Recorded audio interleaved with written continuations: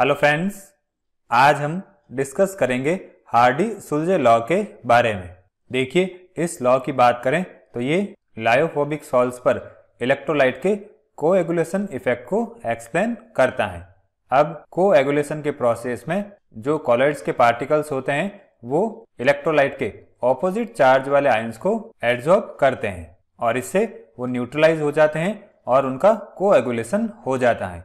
अब इलेक्ट्रोलाइट का वो आयन जो इस कोएगुलेशन के लिए रेस्पॉन्सिबल होता है उसको हम एक्टिव आयन कहते हैं। अब इस एक्टिव आयन पर जो चार्ज प्रेजेंट होता है उसके बेसिस पर हम उसकी कोएगुलेशन पावर को एक्सप्लेन कर सकते हैं और इसके लिए हम हार्डी-सुलजे लॉ का यूज करते हैं। और इस लॉ के अकॉर्डिंग किसी भी एक्टिव आयन की वैलेंसी जितनी ज्यादा होती है उसकी कोएगुलेशन पावर भी उतनी ही ज्यादा होती है।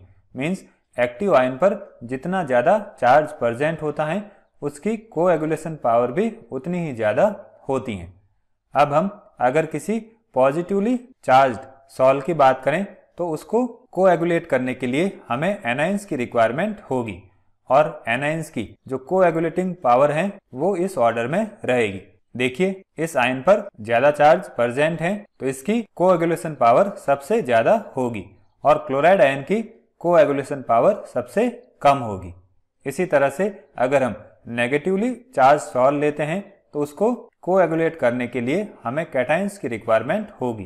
तो कैटायन पर जितना ज्यादा चार्ज प्रेजेंट होगा वो उतना ही ज्यादा कोएगुलेशन करेगा।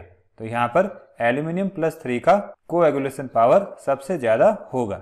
अब कोएगुलेशन पावर को हम क्वांटिटेटिवली कैसे कंपेयर करेंगे, तो इसके लिए हम जो आयन की वैलेंसी होती है उसका स्क्वायर कर देते हैं। जैसे अगर हम Na+ और Mg+2 को कंपेयर करें तो Mg+2 का कोएगुलेशन पावर Na+ से कितना ज्यादा होगा, तो इसके लिए हम Mg+2 की जो वैलेंसी है उसका स्क्वायर कर देंगे तो यहाँ पर आएगा 4। तो इस तरह से Mg+2 Na+ से 4 टाइम्स मोर इफेक्टिव होता है। इसी तरह से अगर हम एल्यूमिनियम +3 और Na+ को कंपेयर करें तो एल्यूमिनियम +3 पर जो चार्ज प्रेजेंट है उसका अगर स्क्वायर करते हैं तो 9 आता है।